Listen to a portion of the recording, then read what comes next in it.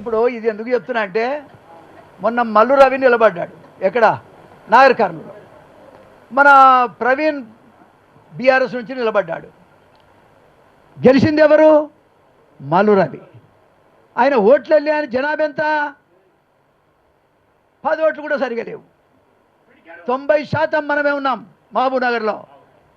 అయినా మన అమాయకత్వంతో పార్టీకే ఓటేస్తా అంటే ఆయన గది మీద కూర్చొని ఢిల్లీ పోయాడు. ఏమా మరి నీ కులపోడు ఉండగా ఏ పార్టీతో నీకేది ఎవడేం తీసుకొచ్చేది ఉంది? ఎవడేమన్నా అన్న నువ్వు పైకి రమ్మని చెప్పినా నేను నీకు ఎవడేం చేసేది ఉంది?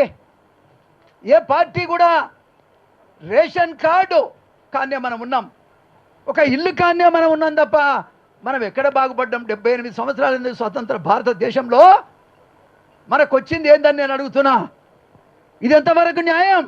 ఏ పార్టీడైనా ఆలోచించిండా? ఒక ఎన్టీ రామారావు గారు తప్ప ఎవరు కూడా మన కులాన్ని గౌరవించలేదని కూడా నేను గర్వంగా చెప్పగలుగుతాను. ఆ మహనీయుడు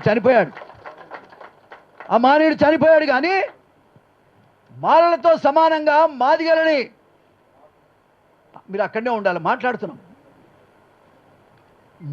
మాలలతో సమానంగా మాదిగల్ని గద్దె నుంచి ఎక్కించిన మహానుభావుడు ఒక ఎన్టీ రామారావు గారే.